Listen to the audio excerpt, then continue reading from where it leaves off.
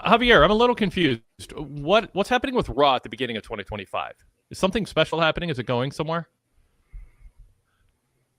I don't know. I saw a Netflix logo. Was that an ad for some new Netflix series? Or are they doing something on Netflix now? Yeah, maybe. Are they going to maybe Raw's going. I think WWE. You know what? Let me. Oh yeah. Actually, Raw's going to Netflix. I think they should do a better job letting people know that this is, subtlety. Come on, WWE. That's not your specialty. Man, they are making a big deal out of it, and we got another match added to it. All bad joking aside, CM Punk and Seth Rollins added to the match match lineup. Roman Reigns and Solo Sikoa already announced. They had a centerpiece segment with CM Punk cutting a promo and Seth Rollins coming through the crowd to respond. I'm fascinated by this. You can tell Seth wants to legitimately be cheered and have like half the crowd on his side, or 60, 65, 60, 68. I think he'd settle for 49% at this point. Yeah. And they keep cheering for Punk and chanting for Punk. Punk's name's a little easier to chant. What do you make of the latest verbal battle between them, Javier? And especially I want to know your thoughts on if you agree with me that it seems like Seth is trying to making his case. Come on, WWE fans. This guy wanted his company dead and left for 7 years, and I carried it on my back. And to me, I think, Seth's making a better case than Punk, but I mean, they both are, their own version of it. What do you think? Yeah, I mean, all kidding aside, it does make sense that, I do like the fact that they are pushing the Netflix thing, because that's going to be a major thing. And until it's just another show. Yeah. I mean, if they could have reinvented WWE 2 years ago, they would have. They wouldn't have waited for Netflix. It's going to just be Raw. But anyway. Yeah. The first show would be great. It's the first show to make sure you get the people, because you're moving to a different completely different ecosystem. They should be doing. I'm making fun of them. I mean, they absolutely should be doing what they're doing. Yeah. I think they're doing a great job with it. It's just at some point I'm like, does anyone not? Yeah. No. But as far as the Punk and Seth Rollins, I thought today that Punk was a little bit meandering on what he was saying. Kind of felt like he was kind of walking back some of the stuff he said last week. Going back into the whole, I didn't think about him, but now I'm thinking about him, and yada yada yada. So I didn't really like much of the promo stuff that was going on. I thought that Seth Rollins made a lot of good points on what he was saying. And the problem is that I am biased to this, and it's a lot harder for me to remove my bias in this specific thing. But I definitely see much more the Seth Rollins points, and I would say that when I wrote down my notes is I would say that hit the he's only coming back now because of bandwagon stuff. Because Rollins keeps going to the he's never been a WrestleMania thing, and that's just like it feels like a low, that's low hanging fruit. And particularly we're pretty ways off to WrestleMania at this point. Yeah. It just doesn't seem like a good place to hit Punk at, and he's already done this twice. I think that a better place to hit Punk would be his saying that, hey, you wanted this place to die, and then when this place started getting fruitful on sort of my back is when you decide to show up because you have some other you don't necessarily need to poke at AEW, but basically say something along the lines of you have your own agenda that's not not to be the best, not to be yada yada yada, something along those lines. I don't want to go too hard into I don't want him to go too hard into yay, we're WWE fans and you're not, because again, that's also kind of a little bit too meta. But I personally would like a little bit more of that. But then again, that kind of makes him more of a babyface.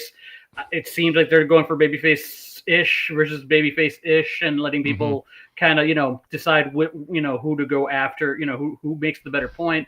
I don't think CM Punk is really making much of too many good points. He's basically just being arrogant, and I mean, I guess if you like him, you like that. Talking about oh, you're up there in the fans, where you did belong, because it kind of felt, I don't know, I don't know, it felt a little demeaning maybe. I wrote that in my report on PWTorch.com. Check it out, everybody. I was like, Punk, first of all, Punk called that fan with the New York Mets t-shirt. He called him an unimportant person. And it's you got to watch that. I mean, I know he's in Boston, playing in the New York-Boston rivalry, and I get that, but I was okay, maybe we can let that go, but it's I don't like giving attention to somebody who's not important. I'm well, he's important. He's just not famous like you, but he's important. It's felt like a little arrogant seeping through, but I didn't want to be too picky about it. But then, yeah, when he said, Seth, you belong with these fans, it sounded like a heel line. Like, you belong with these people who pay to see us or pay to see me. But the crowd popped for it. They're like, yeah, we are just a fan of yours, Punk, and Seth is just a fan and not a superstar. Particularly when he's talking about, like, I want to get the perspective from the fans to see what they see that I don't see. Yep. And he's saying, oh, yeah, you should be up there. Yes. So, I mean, I'll give him the benefit of the doubt and say that maybe, along the lines of saying, like, oh, well, you were a fan and you've always been a fan of me. So, that's where you deserve to be, when you're with me. I can make an allowance for that, but that's not really what he said. But yeah, I mean, but once the physicality started and it started going back, they did they can't keep these two guys apart, what felt like a 15-minute brawl. And that soothes over a lot of, like, kludgy kind of, stuff that I thought that was in the promo section. And none of them are taking, like, meta or too deeply personal cheap shots. I mean, they want it to feel personal, and I think they're succeeding in that way. But, I mean, there are things Seth could be saying about Punk, and Punk could be saying about Seth that would seem to step too far. They're saying things that, the average WWE viewer is thinking about. I hate your music, and you dress like Elton John and Liberace. I love Punk trying to be, nothing against Liberace. It's like nothing. It's like, I love Liberace, but just trying to step very carefully in this era. They could be taking deeper shots at each other, and they're not, but it's fun. I mean, it really is fun seeing two really good talkers go at each other and speaking from the heart. I'm with you on the evaluation of Punk, and I feel that quite a bit of the time. I think Punk's pretty Teflon, and the fans like him, and he's got this, unapologetic, unwavering attitude that they really are into, and they respect some of the stands he's taken, and even if they have mixed feelings on certain aspects of his background, they just want to like him. But Seth's been around full time. Seth's making that point. I've been here all along, and you can see Seth as going full circle here, genuinely trying to win the fans over and going, not saying outright, but if you're cheering Punk, cheer me too. Like, we're both good guys. We're going at each other. But don't forget about me and what I've done. And yeah, it's interesting. And I don't know if, like, in reality, Seth's like, I got this. I've been around. The fans are with me. They sing my song. They love me. They know I put in the work. I'm going to go turn the fans against Punk. And if Punk's sort of like, give it a try. If it works, it works. Punk won't sell it, even if deep down he wants to be cheered. He won't sell it publicly. That's where, in the locker room. So it's fun. I mean, it doesn't matter if these two are going out to have drinks together afterwards and hanging out and smiling or not. I mean, I don't care how real it still is. On air, it's real in the sense that I think they both are genuinely trying to win over the crowd. Makes for compelling TV. I don't know if it's ultimately great to do this too often, because I do think fans just want to cheer Seth, and I think they want to cheer Punk. Do you think this is a means to an end? Do you think that this is an actual path to turning one of them heel? And if so, or laying the groundwork for it, and if so, do you think they know who they want to go heel? Because right now, it seems like they're both really trying to play for cheers and win the fans over and not lay the groundwork for, a case to be heel. Although either of them obviously could spin what's happened into that. Well, I was thinking that with Drew and Seth Rollins both having similar feelings towards the bloodline and what was going on there, I thought that there was a chance that it was Rollins who took out Jay, because they never officially confirmed, McIntyre never took the credit of it. It was more the commentators who said, oh, obviously he was responsible. But that blew up today. As if I needed anything else, like later on when they were going to interview Rollins, McIntyre looked like he was going to ambush him. And then Zayn, attacked McIntyre, preventing this. So at that point, I'm like, okay, so they're not in cahoots, because I thought as of today that they were likely going to be in cahoots, and Rollins was playing more of a, I'm pretending to be a babyface, but I've really done bad stuff and I've already turned. You just don't know it yet. That's where I thought that they were at, but apparently not. So, at least according to what we've seen so far today. And Seth made the case, just because we have common enemies doesn't make me your friend. There's mutual respect. I respect Jay and Sammy. I asked the question. My thinking is Seth and Punk are going to come out of this feud, both baby faces, having fought it out. They might actually, unlike Drew and Punk, might shake hands at the end of their fight or something like that. Try to, kind of go all out, let out the steam, let out their thoughts, fight it out, and end up maybe with some mutual respect. Maybe that's asking too much of two wrestlers who I think fans ultimately would like to see get along, or at least stop bickering so they can fight people they don't like. But yeah, I mean, Drew's obviously in the mix, and the groundwork is there for whatever they do next there. Let's pause and introduce ourselves. Well, I just want to say, yeah, go ahead. Yeah, of course. Yeah, I just I don't want to totally say that there's no path for Rollins becoming a heel, because I'm assuming this is going to probably go for longer than just the one match they're going to have. So it could be that he gets frustrated and becomes more heelish as time goes on too, and then eventually, because he didn't shut the door on Drew McIntyre at that moment. I don't know now after he's on camera, about to sneak attack him, but at the moment he didn't shut the door on him. He said, like, I don't know what to make of you right now. I've got this other problem, and then took a cheap shot, So, but then again, then you had the what obviously looked like a sneak attack, comment. So, what is really interesting is what this means for Royal Rumble. So, and you keep saying sneak attack, but what if Drew was just really worked up and wanted to talk to Seth? He was just going to spin around and go, Seth, you said some things. I want to talk it through. Maybe it wasn't going to be an attack. He could make that excuse. He could, yeah. He could say, "You're assuming. You're assuming." Let's pause. Let's introduce the show, and then I want to introduce some chat room comments on this Seth Drew segment, and then certainly we'll get out other things. We have new tag team champions. We had a hard-hitting Intercontinental title match, and more hype for Raw on Netflix, and Chad Gable saying he's going to finally put Tozawa, in his place. So a lot more to get to. We'll get to that. This is the Wade Keller Pro Wrestling Post Show for Monday, December 16th, 2024. I'm Wade Keller, editor of the show, or host of the show, editor and publisher of the Pro Wrestling Torch Weekly newsletter and the website PWTorch.com, celebrating 25 years since our launch this month.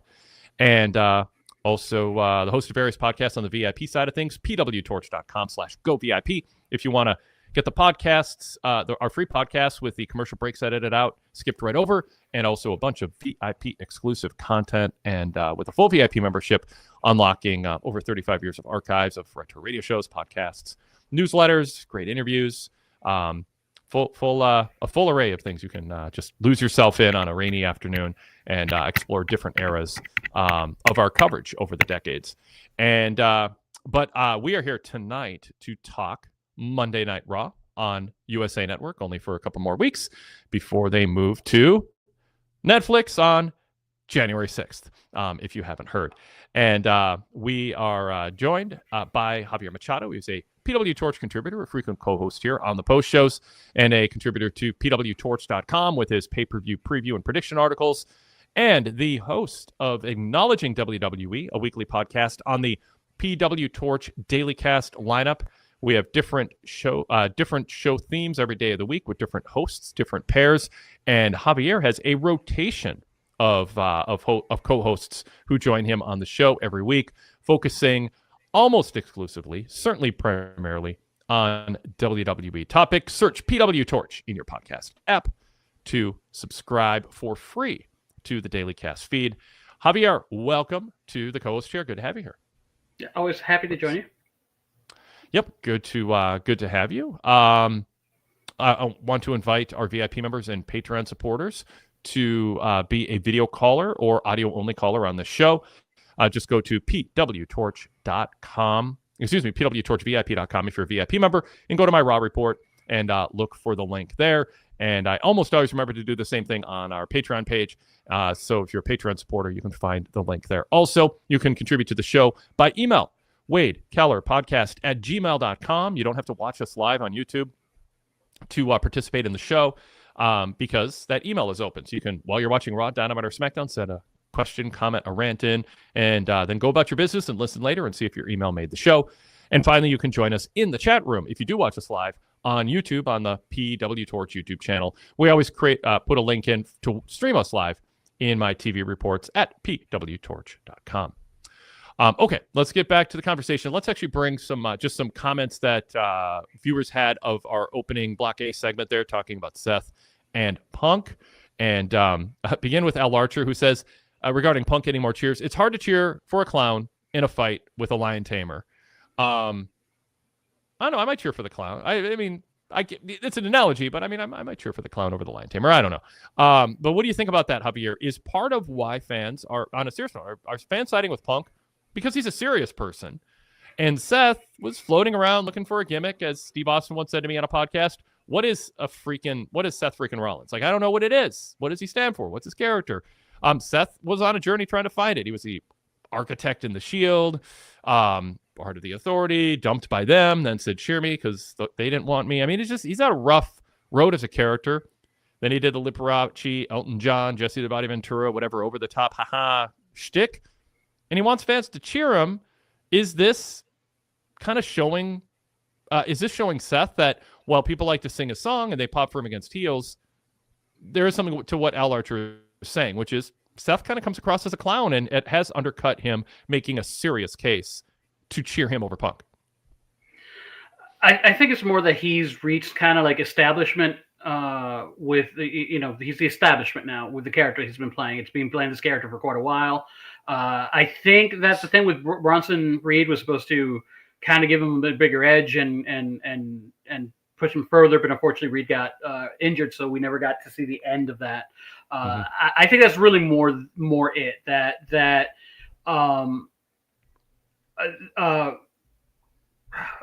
what analogy could I use for this without getting myself in trouble? Rollins is kind of like the the meal that you eat every day, and you're like, you're the good thing, like, delicious. I like my arroz con salchicha, I eat that all the time. And then but every now and then it's like, here comes, I think Punk is more like, this is something more exotic because we don't see him all the time. He's more protected, and I think he's more special. I think that people are, he's like the special attraction, as opposed to Seth Rollins being the guy who is the familiar, the rote, the not tired specifically, because you still enjoy the act, but there's nothing that it's more comfort food. That's the word I was looking for. Comfort food than something special. Darrell in the chat says Seth is having a hard time winning over the fans since it's been so long since he has been serious and not with a whining voice, and he's fighting an uphill battle. Just A. Milano just said, in general, what an amazing segment between Punk and Seth. And then Sadler version 3 says Seth being more right than Punk. Seth is more right than Punk, but the fans are cheering more for Punk. It does work for Seth's eventual heel turn. Decent amount of conversation in the chat room about this. Sadler 3 added, I feel like the Seth through segment was foreshadowing a heel turn for Seth. Eventually, he'll start to agree more with Drew and turn more heel. And then Junaid jumps in and says, both Punk and Seth have solid points, but why was calling Punk Phil such a trigger word for him to get violent?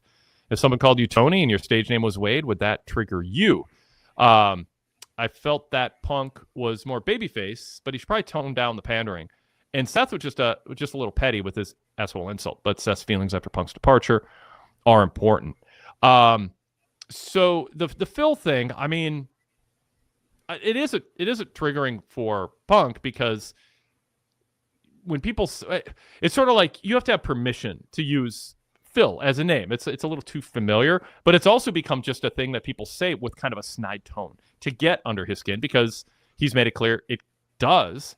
How do you feel about that as part of the weaponry that Punk opponents use on him, and they refer to him as Phil? Because I think it's interpreted by Punk as overly familiar. It's meant to be a dig, but also it strips away the veneer of the CM Punk persona and gets to, I think, it's supposed to get to a more vulnerable human side of Punk that Punk is like really puts up a shield against. Like Punk's cried on camera. I mean, he's been, quote, emotionally accessible to the fans in certain ways, but I do think there's very much a shield that he puts between himself and the public figure in real life, and he talks about that a lot. He just wants to be left alone. So I think part of saying Phil, it's meant to kind of say that there's something other than your unapologetic bravado that's who you really are, and I'm kind of peeling that away publicly when I use your real name. I think there's a lot of subtext to it. What do you think, Javier?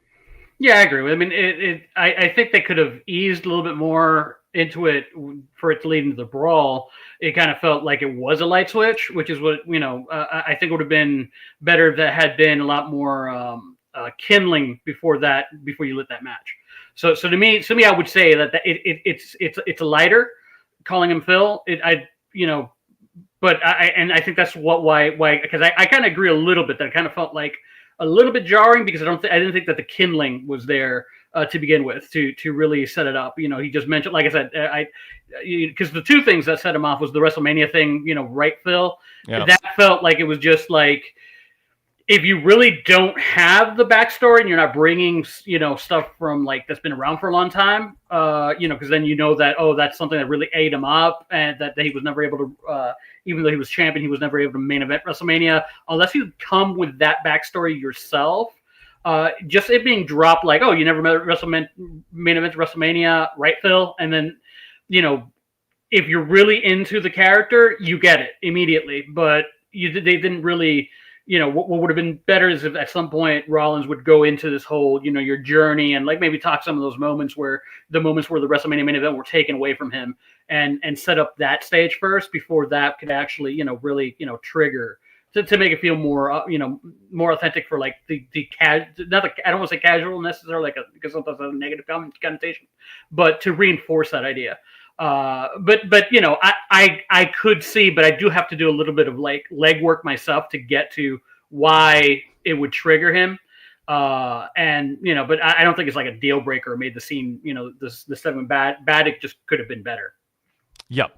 We'll put another chat. This from Jason D in Australia. A lot of fans are just happy to see Punk back, and deep down understand why Punk left at the time. He didn't want WWE to die, just get better, and it has.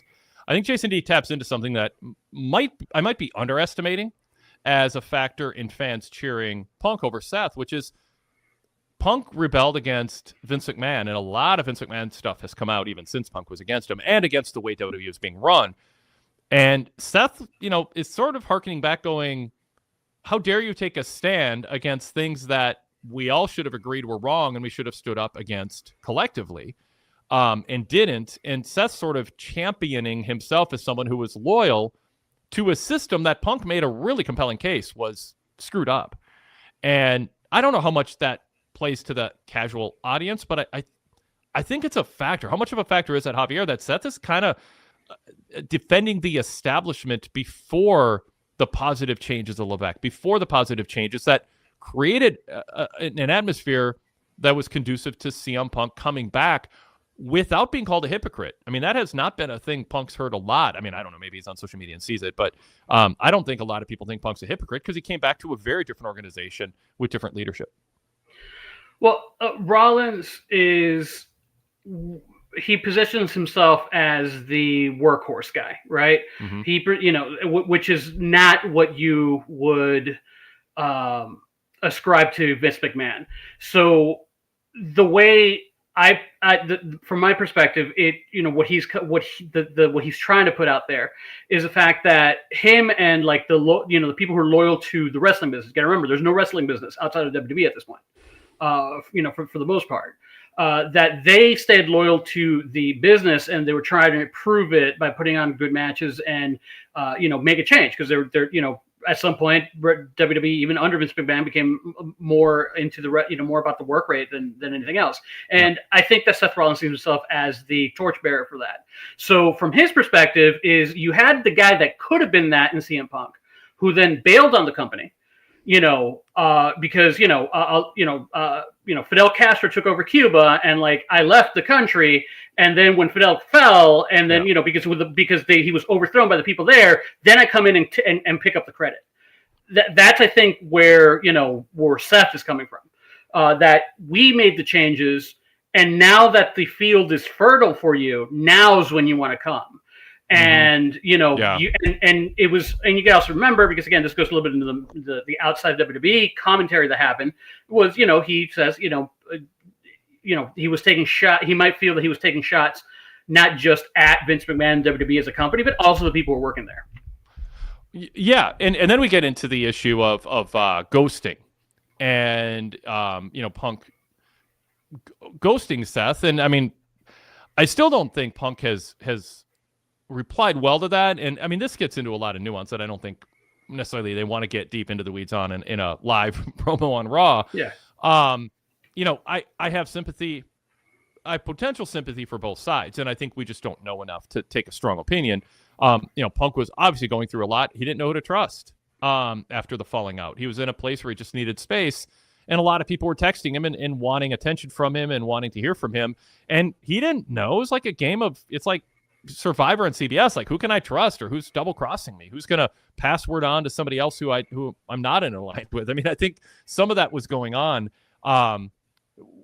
with Punk, where he's just like, I could talk to you, Seth. I mean, we were sort of friends, but I don't know if I trust anybody right now. But from Seth's perspective, it's like, come on, you know, we travel together. We're colleagues and cohorts and comrades. Like, talk to me. And he felt iced, but a lot of people did. You know, Corey Grace talked about that too, and I'm sure others were part of that. So, but maybe Punk chatted with Kofi, and it made Seth and Graves mad. I don't know. But that got brought up again. And so I don't think you need to know everything that's public or beyond what's public into more details for this to come across as two people who have issues and are really going at it. And Jason D from Australia on that point says, you nailed it, Wade. I think a lot of fans are thinking that about Seth defending a bad era of WWE, to put it simply. But that at the same time, they really respect Rollins. Fans like both and probably want both to just get along. We'll see how that goes. Junaid says, I think Seth and Punk will be baby faces coming out of this, but the Drew-Seth interaction makes me wonder if he will devolve into the Drew we see now over time, because he's obsessed like Punk is. And Paul Rangel says, hi, Paul. I think there will be a faction forming of Kevin Owens, Drew, and Seth uniting at some point. What do you think about those comments and sort of predictions, Javier? Yeah, I played with the same thought on the acknowledging WWE podcast of because they all seem to have the same ultimate goal of the anti old school bloodline group. The story got more complicated today for sure. You know, with what went on between Drew McIntyre and Seth Rollins. It's what I mentioned before you went into the thing. What I'm really intrigued on is what they're going to do in Royal Rumble now, because a lot of these stories have been cross-pollinating, and seeing them, you know, so the Rumble's like rife to be a place for a lot to revisit some of these ideas that have been placed, you know, like, you know, Rollins crossing paths with McIntyre and the stuff that's going to happen there. So, because I was wondering, like, if there was another reason why there's been that much shift, so much, like, you know, so much mixing. Part of it is because you have now the redraft or whatever it is that they're calling it. What is they calling it? Transfer portal, transfer window. Yeah. So I thought window, you saw transfer. Yeah. You know, where you know, so you could have some feuds ready to go once the changes happen and they solidify. And I think also heading into Royal Rumble and what's going to be, you know, and trigger some stuff during that. So it's going to be, you know, it's going to be intriguing, but I do think that ultimately, depending on how far they're planning out, that does make sense. Kevin Owens, Randy Orton, Kevin Owens, Seth Rollins, and McIntyre. And, you know, is there a fourth person to even things out against the bloodline? You know, someone else who has hate for them, maybe LA Knight. I don't know, to somebody along those lines to join that an anti-bloodline faction, so that gives them something else to do, because, you know, instead of just going back and forth with Bloodline 1 and 2. It'd be interesting. LA Knight, I still see him as just kind of his own guy. Like I don't even. It's weird. Just first name came to mind, so it could be anybody. Oh yeah, okay, fair enough. Yeah. But like you have to. But they've been playing that up. You know, obviously LA Knight has an issue now with the new bloodline. So, but yeah. It just as a sidebar, like LA Knight's like, I mind my own business. I don't want to take part. Fans like him, but it's weird. It's a weird concept to imagine that character like caring enough to play with others and form affection with others. The Standard Deviation says there's a lot more casual fans in attendance these days, so a lot of them don't know much about Punk's past, perhaps replacing too much weight on something that happened a decade ago. I mean, that's why I say I don't think you need to know everything that happened between them to pick up on the emotions and the vibes and the tension between them. But, that information is available if you desire to dig deeper, but I don't think you need to. I don't think there's an assumption of knowledge because they both are stating, what their issues are with each other. Standard Deviation adds, Punk was so effective at burning Seth for his entrance and song. I'm wondering if they're planning for Seth to turn heel. You can burn the song, but the fans are still going to sing to it, Javier. I mean, it's not like no one's going to stop singing the Seth song and stop reacting to him. It's just, is there, is the contrast too great between Seth's bombastic, over-the-top character and the guy who wants to be taken seriously, trying to undercut Punk's arguments? And that could just be what's happening here. Fans are like, Seth, you're fine. We like you when you're just being you, but we can't take you seriously. It gets that clown thing because he is such a clown, and Punk just seems like a more serious guy. So I don't know. I mean, I did not know it was going to happen. I mean, because I thought along the way with Punk and Drew, there were some audiences that seemed to be kind of siding with Drew a little bit, or kind of thinking about what Drew was saying about Punk. And Punk carries a lot of baggage with him from his AW days, although I think most of the people who are not on his side didn't follow him to WWE. But it's not like there's this uprising of pro WWE people thinking Punk is some carpetbagger who is coming in and taking advantage of the boom period that Seth was part of building. But that's certainly, I think, what Seth goes to sleep at night thinking is going to be it's going to win him more cheers than Punk. And I think Seth thinks he's got a better case than Punk, and if it's landing, it's not landing in a way that's showing up in terms of fans cheering him more than Punk. So we'll see. We'll see. I mean, Junaid says just most fans don't care what happened when Punk left. So we'll see. And I'll throw in one more thing here. Junaid says Seth's perspective is relatable from one angle because he's been in the WWF bubble and doesn't have an outside perspective, but he blindly defends the unhealthy atmosphere within WWE in 2012. Anyway, so yeah, Javier, anything you want to add to that? And we covered this a lot. No. We'll move on to the next topic soon here. Yeah, no, pretty much. Yep, sounds good. Okay, let's shift to Sean in Tennessee, our video caller here, and bring him in. We've left a lot on the table to talk about since we have focused the first half hour here on Seth and Punk. Sean, welcome. Good to see you. Good to hear from you. How's it going? It's going well. Fun to actually be able to talk about a Raw because I don't get to do that very often anymore. What's the occasion? Well, to be honest, the place where I work, there was a guy that he helps us out when he's on break from school, and he just kind of came in, and he usually kind of gets to do the later night shifts, and so I was like, "Ooh, I get to get off early! Yes, nice. I like this. This is great." Cool. So, Javier, like I said Friday, it's always fun to hear you talking with different people, especially Mike, because I know we miss Mike on here, so it's good to have you guys get to talk about WWE. So I've enjoyed those shows that you've been doing so far. I've liked them a lot. They've been good. Thank you. Thanks. Who's your favorite co-host in rotation, Javier? Oh, mine?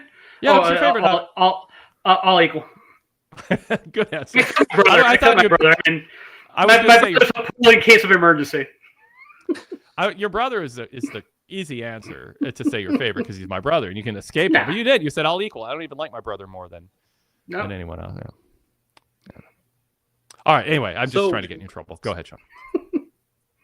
So just going real quick, just kind of leading into, well, first I want to say really fast, I know, Wade, you brought this up, and I've been thinking this even before that. I think the stuff, I like that they want everything to feel real, and they want the fights going on between people, but I do think the brawls and the pull aparts are getting overdone. I think they really need to kind of cool it with that.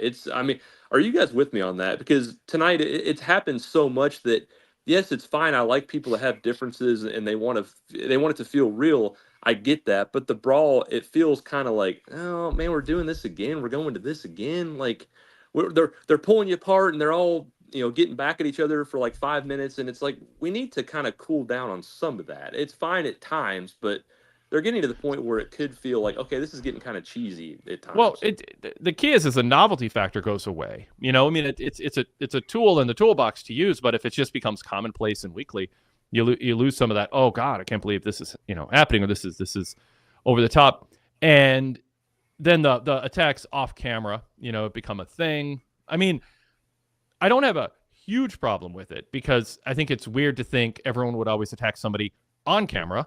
So it makes logical sense. There would be off-camera attacks where you can get away with it. So it's not, I don't disagree with it from a logic standpoint. There's a lot of things about the presentation of WWE still that I disagree with logic-wise. But and none of them are huge deals, but they're easily correctable. So I still point out why I think it would be better to kind of tweak things. But in this case, it's just, it's logical that would happen, but it also just feels overdone. Javier, how do you feel about that? It crossed my mind watching the show tonight. God, there's a lot of backstage brawls. Well, nuance answer here.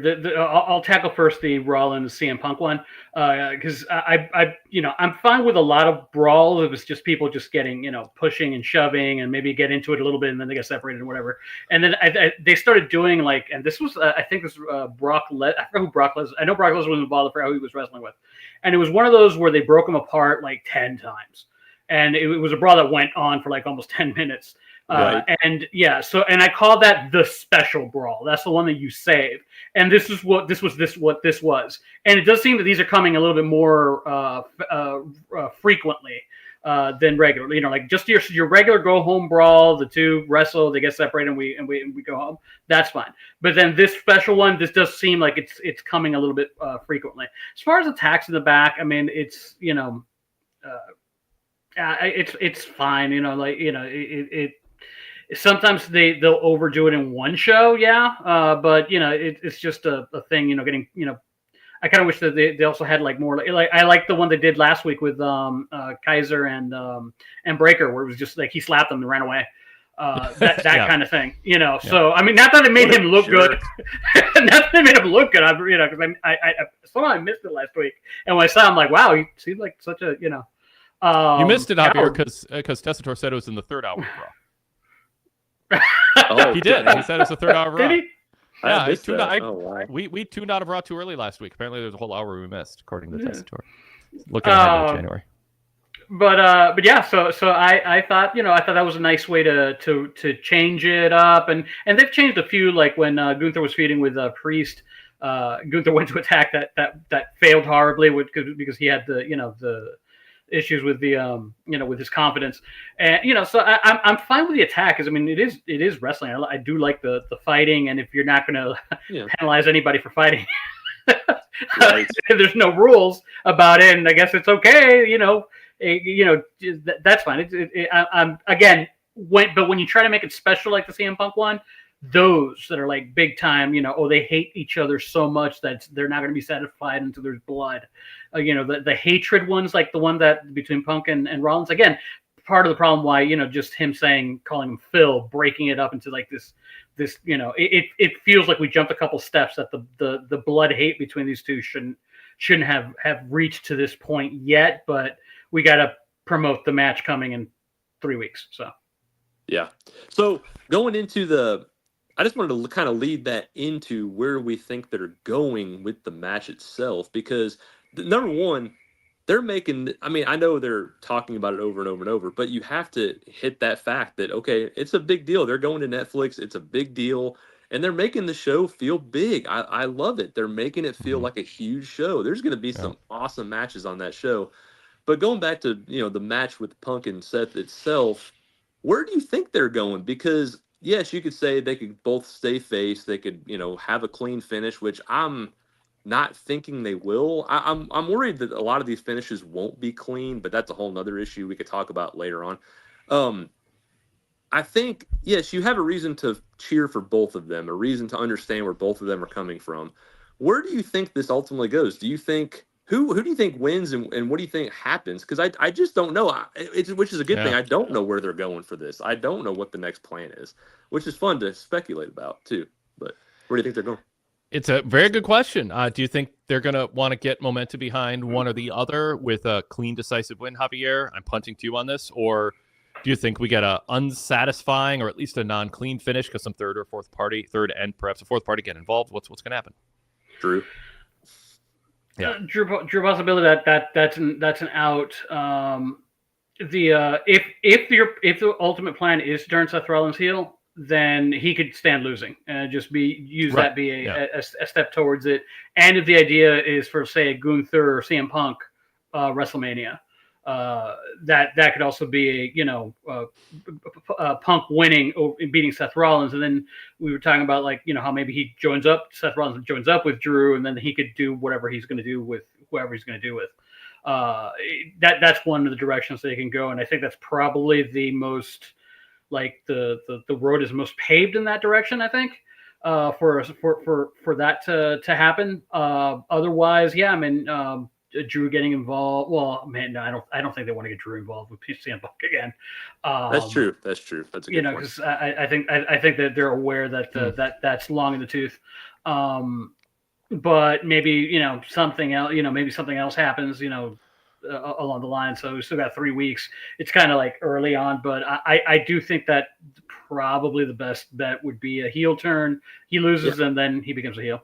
Well, for me, Javier, because here's what I don't like. You're talking about with Punk eventually going to Gunther. I don't like what they're doing with Gunther right now. If you're wanting to have Punk as a heel or a face as a Gunther as a heel, they're having Gunther in this mid range. Do we want to cheer him, but we don't really like him, but we want to I just have Gunther be a dominant heel right now. I just don't think this wishy-washy between the two and him getting beat up and he won the match on Saturday night, but they were throwing him around. Damian was having, doing a lot of stuff to him, and he's been kind of just I feel like Gunther's in a weird spot right now. He's still a dominant heel champion, but they're going in and out with him. I don't like what they're doing if they're going that route. I'm not a fan of what they've done. What do you guys think about Gunther right now? Real quick, going back to that. I talked about this in my Wade Keller hotline. I did a VIP show reviewing Saturday night's main event. And wrote a TV report just on the VIP website for our VIP members about it. And I thought it came across like a shift in direction for Gunther because Dom was getting cheered over him, and they were kind of maybe leaning towards a Gunther babyface,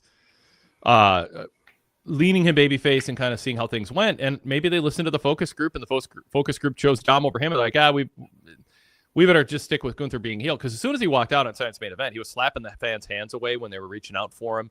Yeah, in kind of that more intimate entrance. It just seemed really you don't do that if you're on the verge of turning babyface anytime soon. You just, you ignore them or whatever. So to me, it seems like maybe they were thinking of having Gunther lean babyface, go babyface, something like that. And they realized, nope, it's not time. And therefore it plays into what Sean is saying, Javier, which is his character has lost a little bit of kind of that integrity and the momentum because they were going a direction. Now they have to kind of pull back on it. What's your interpretation of what you're watching? I don't think that they changed directions. I think they just didn't have any from the beginning. I think with him, and it seems to do the same thing with Breaker, is they're just presenting him as a character, and he's going to have some admirable qualities, which is he respects wrestling, he respects the combat to a degree, but then at the same time he also needs to win. So there's a little bit of cheating going on, and it's a conflict within the character. I never really felt like they were going to go full on babyface, and I think it's more like, well, if people cheer him, they cheer him. If they boo him, they boo him. I don't think that's like.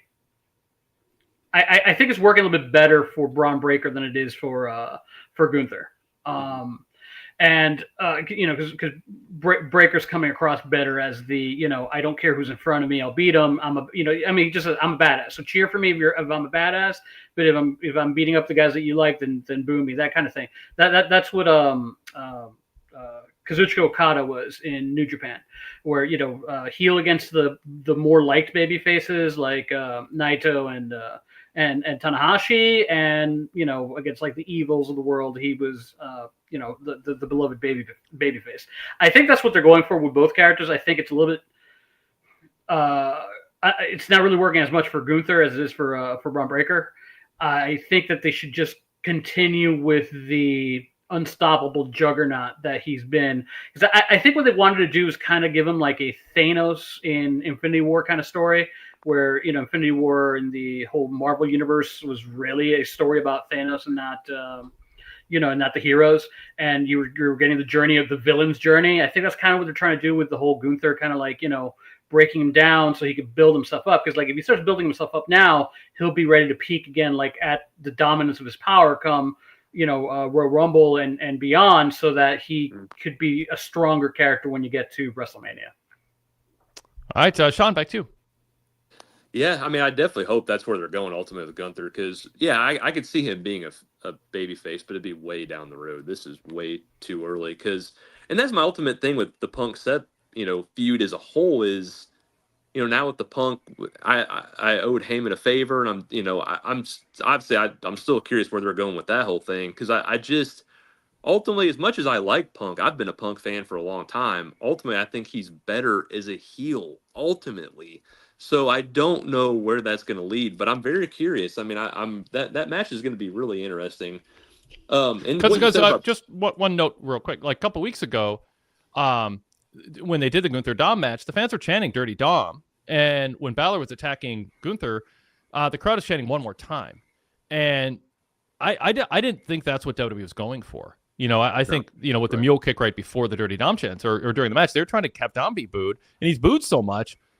But when it came time to choose between Gunther and Dom, and they were hinting at a Gunther babyface turn, they there was not everybody, but there was a loud Dirty Dom chant, and fans want to see Balor attack Gunther. So, I wouldn't blame them if they just decided, yeah, we're a little bit wrong on this. Let's recalibrate what we're doing with Gunther, at least for 2025, and revisit some ambiguous or some more nuanced shades of gray, whatever type character for him later.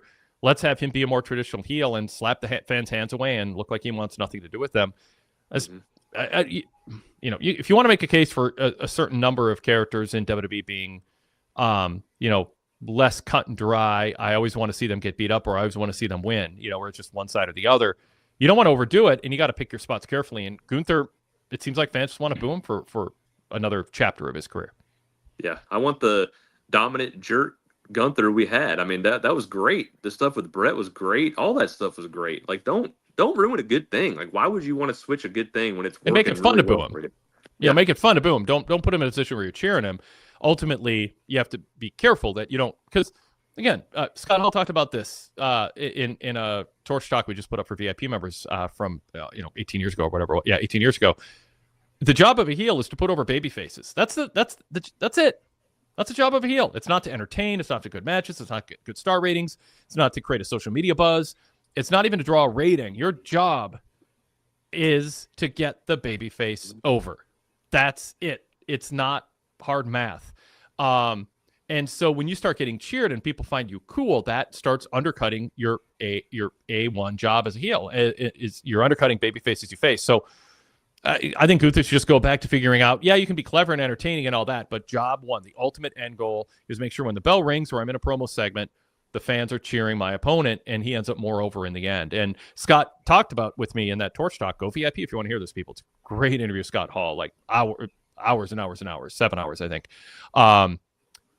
Scott just said Sting came up to me and said, you guys sometimes, do this and that as a heel faction, but in the end, you put over the baby faces, and Scott Hall explained, why whatever people criticized about the way that they handled themselves with some of the biting lines and being cool. In the very end, his argument was, we made sure we put over the baby faces, and he underlined that's our job. Sean, back to you. Yeah, so just going back to Breaker really fast, because again, me personally, I just want to either boo you or like you. I don't want to be in the middle. I'm not a shades of gray. I like having different layers, but I don't need the shades of gray, like the mix of, if you're going against heels one day and faces the next, and we don't know what to do. You're just kind of in there. You're just you're a badass, which is, yeah, I like badasses, but I want either a badass I don't like or a badass I like. But again, I thought the match was good, tonight. And I'll say it again, even though they put Kaiser in a very good light, I think, like you said, they really like Kaiser, and I do too. I think he can be a main event guy. I really do. I just would stop having him lose. I just would. I'd stop. I just, it's not defining him down because he's getting a lot of offense in against a really good guy like Braun Breaker. So it's not that I think, oh, they did like all this irreparable damage tonight. Carmelo, that's a different story. I think, that's a little bit, this I think is better, but I think him losing this much still, I would stay away for a little while, have him do something different. Keep him on TV. Just do a little something different for a while and have him either get a win or two here or there or do something because I just don't want him losing this much on TV. What do you guys think? Javier, what do you think? Well, one of the thing is that the people that he's been fighting lately have been workhorses like Sheamus, that are people that like when he wrestles, he's been in a fight with them, Sheamus and now with Breaker. And I think the thing is that even though he's losing, he is doing a really good job. So I think it's fine because he's not, as long as he's not losing to like almost, for whatever reason, the first name that came into my mind. Gosh. Don't know why. No idea why. But, as long as he's not losing to something that, somebody that's like that, and he's putting on these matches, the story is just that he's not there yet. And then that'll take you on the journey eventually when you start, stringing together wins and then goes on a journey and start, and his first hurdle is beating Sheamus for the U.S. title or something like that, and then start building up that way.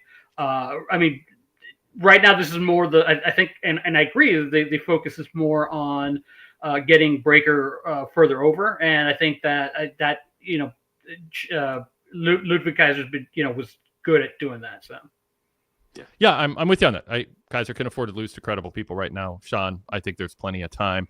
Dan in the chat says 2 newer guys on the come up. Rivalries have to start somewhere. Breaker and Kaiser. Right. Yeah. Breaker, I don't think you wanted to find down. Breaker is right. He can. His gimmick is badass, not losing, and he's a de facto baby face. Like, he's somebody who's kind of intriguing because I feel like they're feeling things out with him and what they want to do with him, and mostly they just want him to be over as a badass as his ring outfit says, the singlet says, badass. They want to get him over, and then either fans are going to want to get behind him because he's fighting a heel that they want to see get knocked down, or they're going to be against him because he's arrogant and cocky and he's the jock who picked on you in school. And they have that choice still with him because he hasn't really leaned hard one way or the other yet. And I'm fine with him not playing that hand yet as they establish him. I just don't want him forever to be somebody who isn't either universally cheered or universally booed, with the exception of contrarians. Yeah. And that's what I'm saying. Like, with Kaiser, he's in a better spot than that. So I don't want to make it feel like, oh, he's done, because he's got so much upside, and they see that, and they're putting him in matches where he can show that upside. So I do like that.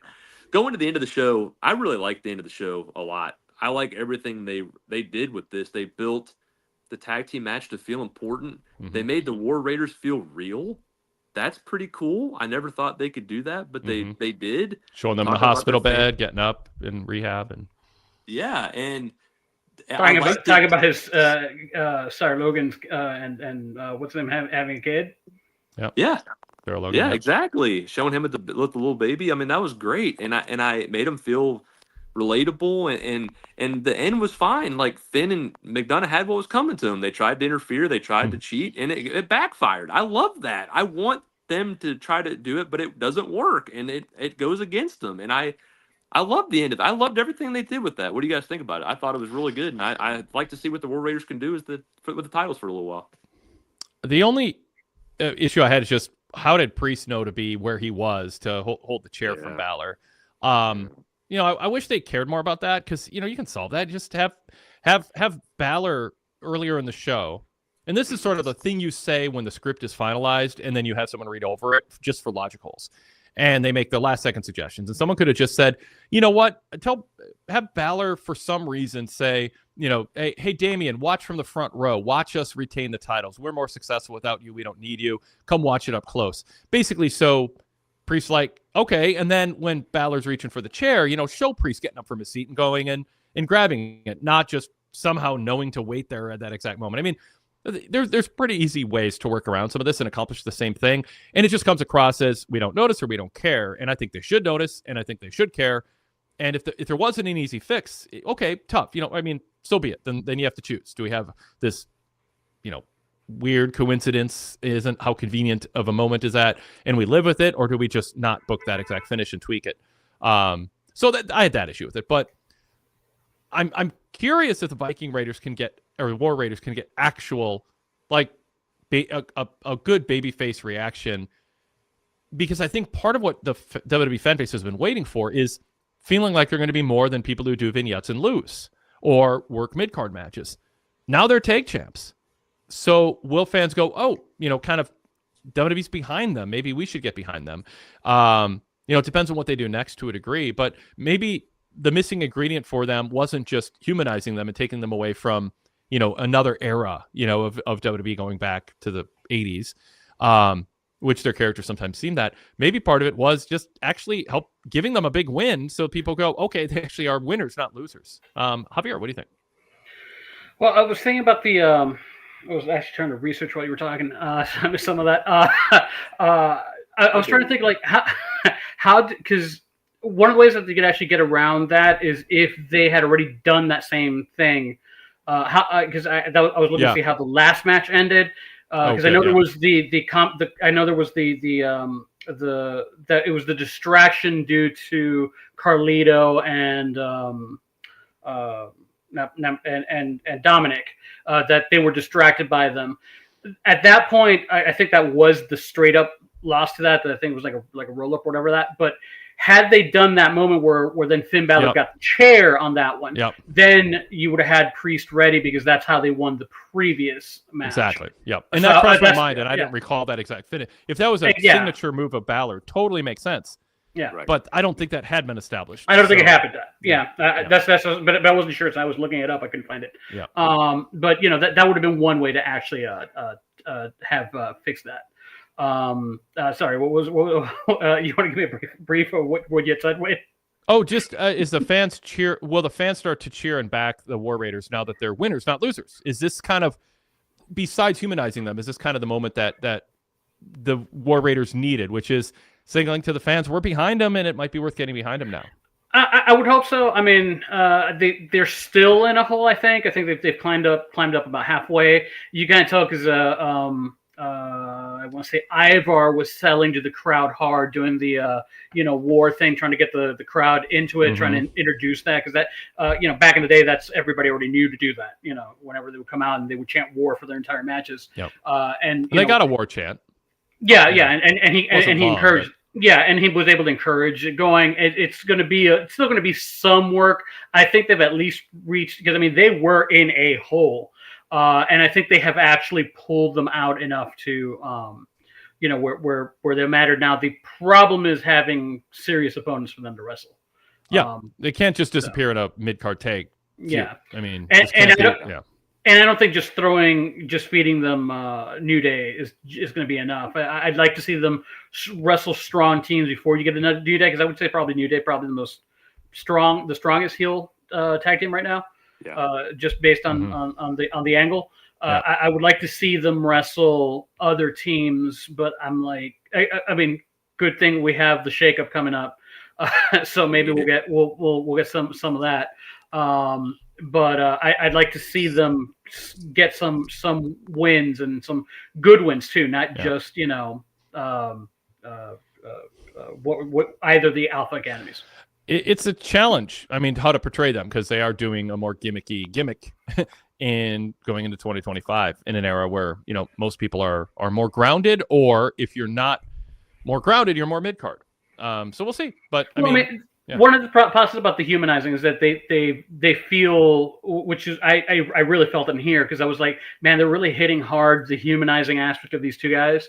I think they're really trying to separate that they're not gimmick wrestlers. They're just guys that that dress up like Vikings and kind of have like the the thing to it, as opposed to them actually being real Vikings, which I think was the issue that they ran into back in the day. Yeah. Yeah, I'm on the journey with them. I want them to do well, and I think they're at least on a good stepping stone. The problem is, and I think they're doing that on SmackDown too, trying to build the tag team division up a little bit, like have a champion that you can actually go on a journey with in a good way or bad way, heel or face, whatever, and then build up good tag teams to go up against them. And that's what I think they're at least hopefully starting to do that, and we're on the right track because we were on such a bad track for a long, long time. But I wanted to go back to what Jason said in the chat, which going back to Gunther real fast because he brought up a good point, and that's why we don't need champion versus champion matches. We don't need them. There's no reason for them. Then you have the ambiguity with all that junk, and you don't need that. And it was just bad they did it, and it made them rethink whatever they were doing with Gunther, and they just didn't need to. Jason D in the chat said WWE probably felt they had to tell this loss of confidence story with Gunther on the back of him having to lose to Cody in that unnecessary champion versus champion match. So blame Saudi Arabia and trying to get kiss up to them with some crown jewel title nonsense. And I don't think the two world champions should be facing each other until it's the biggest moment of the year, and that didn't feel that way. Yeah, but going back to the Balor stuff, where do you think it's going with Balor? Because again, I did like that he tried to cheat and it backfired. But where do you think they're going with Finn? Because I think Finn's in a better spot than he has been in a little while. I think they're at least, maybe he's not going to be a main event guy, but I mean, at least they're doing some good stuff with him. He feels cooler than he did, a year ago. So where do you think they're going with him? What do you think? How do you think they're doing with him right now? Javier? I think total dissolution of the Judgment Day, and then the group just gets broken up when they split up when they remix the rosters. They've done what they can. They've they've stretched this part of it out. They're not getting the same kind of skits you were. They're just like a bunch of people hanging out. Yeah. And they're just they're hitting heavy the point of him like being upset that there is no leader, but he's pretending to be a leader, and Liv Morgan's hitting back on when you listen to Finn, you win. And so and I think that this loss is what basically sets him off. And I mean, maybe we see like a villain demon maybe come out of this. He comes out like I'm pretty sure he's going to be repackaged in some way, shape, or form. All right, cool. Sean, anything else? Yeah, I love the Liv. I love what Liv did tonight. I'm a fan. Like, she's a heel in a good way. This is if you're gonna dislike somebody, this is the way to do it. I loved it. Her getting on the horn. I thought it was great. I definitely enjoyed it. Inspired by Jimmy Hart on Saturday. I guess I did like that. It was good. So the last quick thing I was going to bring up was, where do you think they're going? Oh no, sorry. Going back to the Women's Intercontinental Title tournament. That's what I was really wanting to bring up. I guess I didn't think the match was as bad as some people did. Some people thought it was terrible. I didn't think it was terrible. I didn't think it was great at all. Don't get me wrong. I didn't think it was great, but I thought it was fine for what they were trying to do. They're trying to do some cool stuff, and some of it was, fine. Some of it wasn't so fine. But with Zoe winning, I think it was the right move. The question is, who do you think they go with Dakota against Zoe? Because I would make a case for both of them winning this new mid-card title, even though we don't need mid-card titles, but that's a whole other story. I think both are very good in the ring. I think they could tell good stories with both of them. Where do you think they're going with that match, and who do you think ultimately maybe wins this tournament? Because I like both Dakota and Zoe, and I really don't want to see either one of them lose, but I know one of them obviously has to. Yeah, I mean, the finisher with Zoe, the Z360, was terrible, and yeah, that was they bad. Probably should have redone it. It was weird too because this is only tangentially related because it had already happened. But hour 2 opened with a commercial break. I think like the hour 2 opened when they were at commercial, which WWE really tries to avoid because people are 1 hour shows end and people flip channels less now than 20 years ago. But so it might have been some timing issues. But this tag match was after that. So like I said, it's not neither here nor there as far as that goes. But that was a bummer. But other than that, it didn't jump out to me as the worst match I'd seen, but it wasn't great either. Javier, your thoughts? Yeah, it wasn't the smoothest match. There were a couple of spots I kind of felt like, they were obviously thinking it through. The thing I liked about Zoe Stark, it's like, we're doing this move, whether you're coming with me or not. I'm going to get you there. She seemed, she did the thing where she put her like elbow against her face and during the pin. And a lot of times I see that, not always, but a lot of times that's like, you effed up, kind of like a little reminder. So I think that was I think that might've been a thing there. But I agree. I lean towards Zoe. I'm liking what I'm seeing from Zoe, although it doesn't really feel like she's the one that they've been putting any rockets to. And really, it doesn't feel like any of the women involved in in the U.S. This is the U.S. one, right? Yeah, or is it Intercontinental? Intercontinental. So I don't see anyone like them really putting any like true fire behind anybody. It doesn't feel like Zoe's like super hot for it. I don't even think Dakota Kai is. Natalya just because of legacy, and I want to call her Taya Valkyrie, but that's not her name. Lyra Valkyria. And her, I think they might be pushing. The thing is, I don't know if you want to put in Dakota Kai, give her some reps first because she's been injured a lot, and I'd like to see her, become more established. And I can't even think who's left on the in the tournament. So, I think that's it, right? Yeah. So I mean, it's going to come down to Dakota Kai and Zoe in one semifinals, and then you've got Lyra Valkyria against the winner of Alba Fire, Kairi Sane and Natalya, with Kairi getting attacked. Who knows? So the winner could end up being a replacement, or it's just Natalya Alba Fire 1-on-1, and Natalya advances. Could go either way with that. I like Natalya winning. I mean, just sort of as a a little bit of a gold watch thing. Just let her win the title to lose it to whoever ends up holding it longer. Yeah. I don't have a problem with that. I mean, it's just Natalya's a veteran. She's had more matches than anyone, kind of start-stop pushes, but she hasn't been pushed really hard lately. And you just set up somebody having a moment where they become not the inaugural champion. But again, with the respect Natalya has behind the scenes, I could see them going, let's let her be the Pat Patterson of the Women's Intercontinental Championship, and give her a 1 week or 2 month reign and then move on from there. So I'm not ruling that out. I'm not saying it's better than 50% chance by any means. Wait, 4 people left. Yeah, Sean. Wait, don't look at the chat. Do not look at the chat. Thank you. Did someone bring up the Viking game? Yes. Yeah, yes. Please, people. I like sports and I don't want spoilers. So I'm sorry. thank you, Sean. No, Sean, I appreciate that. Because all I'm doing is sitting here going, soon I get to watch the Viking game and I don't know what's happened. So come on. And honestly, the way to avoid spoilers is in this situation is not to tell people not to give away the score. It's to ask everybody to give away a fake score, because then I don't know which one is real. You know what I mean? But we need to start with people doing it, not after the first person does it and almost ruins it for me.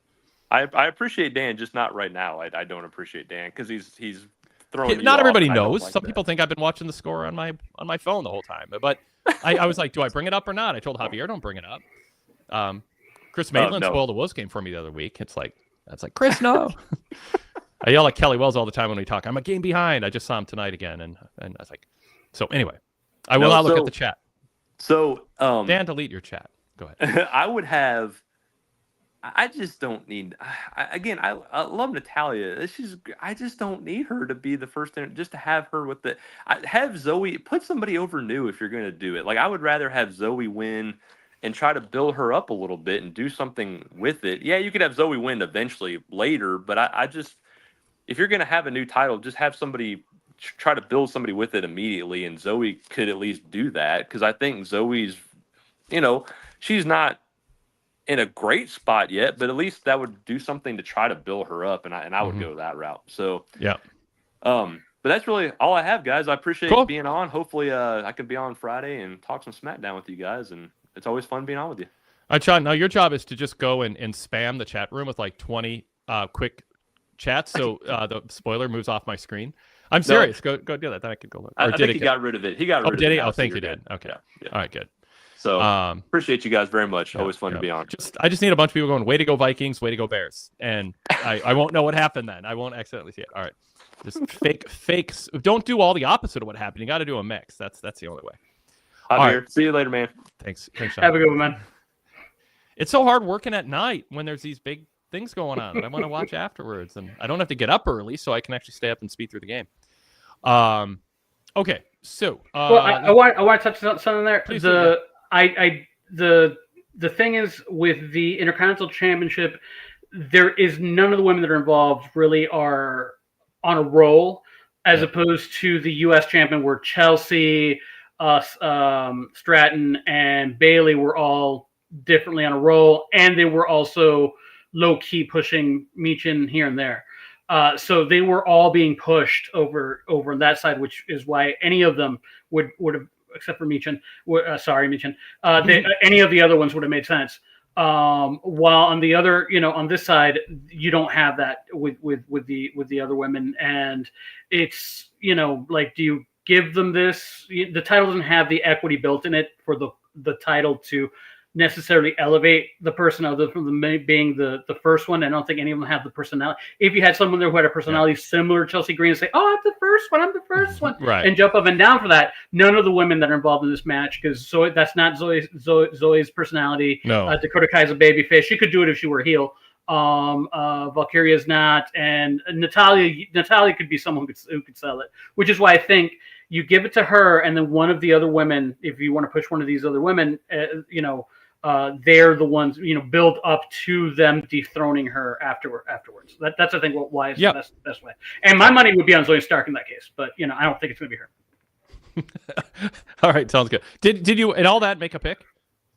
Between them, no, it's Natalia. I think Natalia is the one that makes the most sense out of all of them. So Sean was shaking his head no when I brought that up, so I was distracted by that. But yeah, all right. Let's go to email from JB from Detroit. He goes, "Was it just me, or was CM Punk's promo rather odd today? From the Liberace reference and then lingering on it, the mention of Boston liking a bad boy. It just seemed out of touch and goofy to me, like your dad trying to be cool at a college party. I mean, I see more of that in Punk than I think the average WWE audience member wildly cheering him. I mean, I feel like there's been times where it's felt like he was struggling to find his voice, but I think he's, well, go ahead, as a babyface, he seems to be doing the babyface thing of MJF as a heel in AEW for me. I kind of equate the two of them. It's just like it's the whole, is it great to be in this town? It's like the low hanging babyface fruit, while MJF does the low hanging heel fruit over in AEW. No, seriously, when Punk started saying, isn't it great to be alive in the city I'm in? And I'm like, what has happened to Punk? That's the stuff that if his opponent was doing it, he'd be making fun of him for it. So I don't know if it was done because he was told to do it, or out of insecurity that it's the only way he's going to get crowd pops because Drew's making good points, and he's like, or he just thinks that's the stage of the career he's at, and he's evolved, and he gets to. It feels great to be alive and be in whatever city he's in. It's just genuine. That's who he is now. But it does come across as something the old CM Punk at least would make fun of and ridicule someone overdoing every week. Yeah, it is the low hanging fruit. I mean, it's the Mick Foley cheap pop, but Mick Foley, did it in a self-aware way. Yeah. I would say he drew a little more attention to it, where it sort of offset the self-awareness sometimes, where it's like you want credit for knowing it's a little cheesy, but you also want to keep doing it and getting the cheap pops, and sometimes it got a little too cute for me. But yeah, it's that point it's like that point in TV shows where they actually start making fun of the tropes of the show, Yeah. And like, or like in a movie, oh, this is the scene where this happened, like that excuses for you to doing that scene. Yes. Yep.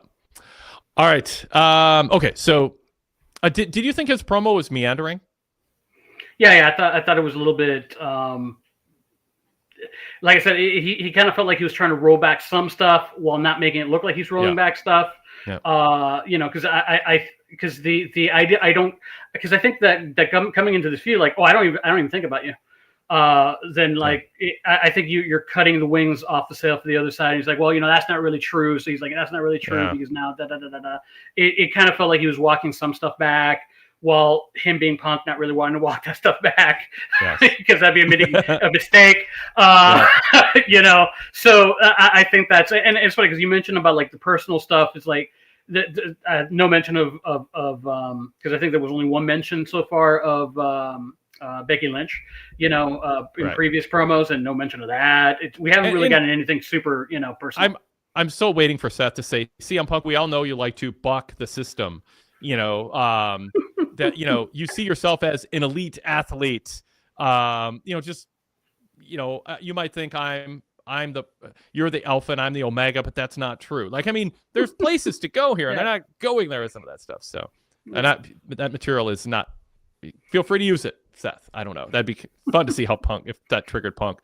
I think what fans want to see is Punk not be too cool to show passion and seem like someone's gotten under his skin. And I think there is a little bit, psychoanalyzing Punk is like 15% of our content here when we talk about a promotion with Punk in it. And so we'll add to that.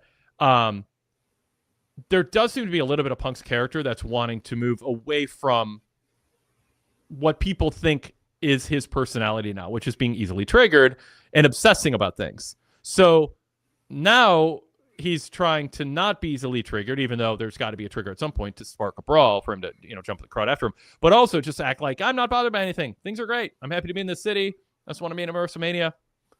I'm not upset about anything. Why do people think I'm upset? I'm chill. It's sometimes it's thou doth protest too much. It does feel like he's counter programming, for that better term, what people think he is like. And in some ways it's helpful to rehabilitate him and kind of dispel some of the inclinations of how fans feel about him. But at the same time, it takes away a tool in the toolbox, which is, it's okay to be passionate. It's okay to admit you think about somebody and you fall asleep thinking about him, wake up thinking about him, and you go to the gym thinking about him, and you want to take him out, but maybe he's waiting for the right opponent in the right moment. All right. Also from JB in Detroit, the Seth angle has to be leading to a full Seth heel turn. Correct. I don't think necessarily. I don't blame people for thinking that, and it might be the case. It might be something that isn't even determined yet. It kind of feels like they pumped the brakes a little bit on that. Yeah. I don't think I don't think Seth wants the story to be he feuded with Punk. They both made their case. The fans chose Punk, and therefore WWE had to turn him heel so that he could be mad that the fans chose Punk over him. I don't think Seth wants a character that's based upon being angry that the fans chose Punk over him, because I think Seth has legitimate pride. We saw it in the social media interactions with Ospreay. Like, he's got legitimate pride in WWE as the brand that his career is identified with. Okay, number 3. It's another mystery attacker angle with Kairi Sane becoming a bit of a booking crutch for Triple H as much as the unsatisfying finishes. Yeah, I mean, we don't need another mystery. I don't know how much of a mystery it was. I mean, we saw Pure Fusion Collective running from this scene, so not really a mystery, but it is a booking crutch in terms of the off-camera stuff, but we talked about that. I'm still not convinced that Eric and Ivar will ever get over, but their promo tonight was probably the best I've seen from them, which is a rather low bar. Javier, we covered that, and was this the best we've seen of them, the vignette tonight? Yeah, well, I mean, since they've joined WWE proper, yes. Oh, fair enough. Yeah. Because I mean, they've been over. They were one of the most over tag teams a while ago, and even up to NXT, they were super over in NXT. Yeah. It was when they came to WWE, and then they went through all the different Viking experience, and then eating a turkey leg and throwing hammers, and that at that point is kind of like when they became. Did they sing in a car? Well, that was like a YouTube thing. I don't. I think that. Yeah, I think that was definitely a social media thing. But that aired on. Yeah. It aired on WTV, and it's like, okay. Yes. I think that. I think that was during the lockdown era. It was a TikTok thing or whatever. Yeah. So what do you think, if they're on the right path, what from the past did they do that they're not yet doing that can help them get over again? Is there anything that jumps out from pre-WWE War Raiders? Well, I mean, it was just, and granted, this is when you're in the same promotion as Bronson Reed. They were big guys that did small guy stuff. They were part of that group that was the Viking Raiders and Keith Lee. Bronson Reed kind of falls a little bit into that category. The Dijak, big guys doing little guy stuff. That was pretty much their thing. At this point, like, I'd say tone that down, which I think they have because of their injuries, and just be badasses. That's pretty much what got them over, is that they were badasses, particularly since usually particularly in the indies, like the tag teams are usually tend to be smaller because you're putting the two smaller guys to get fancy stuff going. So they were they looked dominant with the people that they were being put up against. So you just book them like the Road Warriors. I mean granted, not don't kill the territory, but yeah. Yes. Okay. And then JB adds, what do you think that the vignette with a red 0 with a line through it means? Javier? I have no idea. I have no idea. I'm going to miss that. Chat, jump in. And finally, why are we still doing the American Made versus Alpha Academy thing? The ship has sailed on that months ago. I mean, Otis finally really stood up to Chad, told him to shut up or whatever. I mean, he's going to go through Tazal first, but I mean, I think they're filling out the last 2 weeks of Raw before Netflix. I think that's the answer to that. Yeah. have a reason to have these matches coming up, and there's still some like decayed, age-old meat on that bone, Yeah. And I want to see Tozawa beat him, and like, oh yeah, not a joke. I want to see Tozawa like wrestle like the Tozawa we saw in the Cruiserweight Classic, and take him out and surprise everybody. By the way, Goodfella 1422 says Penta. That's what the Zero Miedo. Oh yeah, that makes sense. How do you feel, Javier, right now? Well, I feel really stupid. I mean, had I seen it at the time, it would have probably triggered something. But I'm like, I don't remember. I didn't see the context. Yeah, I'm interested to see what WWE does with Penta. Todd Martin is like has been pushing for him to be a centerpiece, top tier heavyweight world title level guy in AEW. WWE's doing great things with Shinsuke Nakamura right now, rehabbing him to relevance.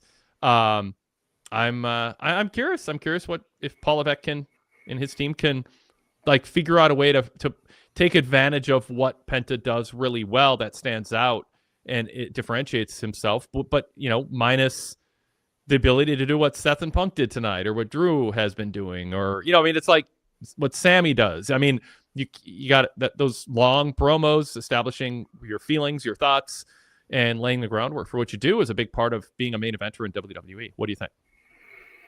Yeah, I mean, I'm looking at Dragon Lee. That's a cause for concern for me when how what they did with Penta, because Dragon Lee could have gone like right off the bat.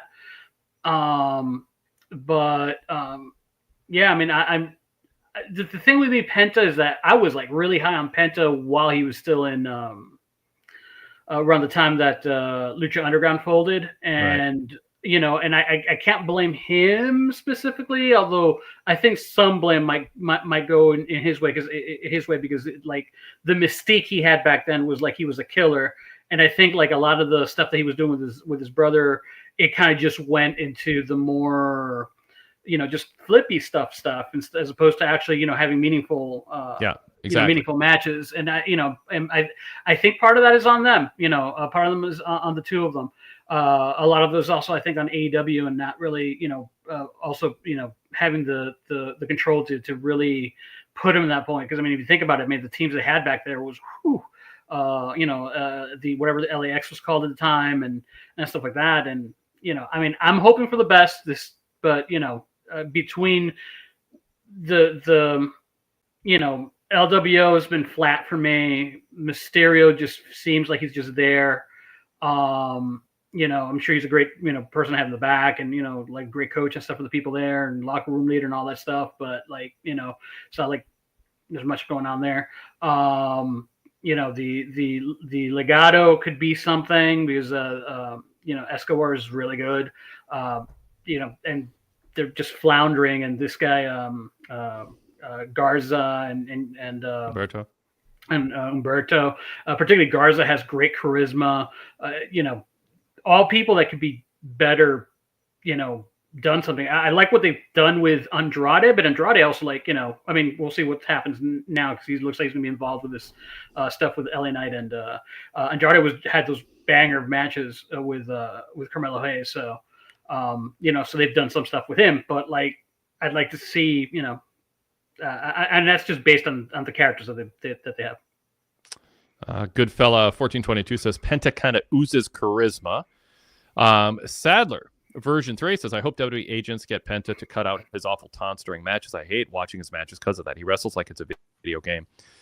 I gotta say, I'm with Sadler version 3 on this. I'm never bored during a Penta match, but I'm never not irritated. I feel like there's a style that he does in the ring that just that's conducive to a live audience, at an indie show or in Mexico or something like that. But on national television, he just does things that aren't realistic. He doesn't look like he's in a fight. He looks like he's putting on a show. Like, hey, and I just want wrestlers to look. I mean, even Jesse Ventura called out. Did he call out Cody Ford in the main event on Saturday? Yeah, and it's like Jim Ross, does the same thing too sometimes. And Don West would do it back in the day.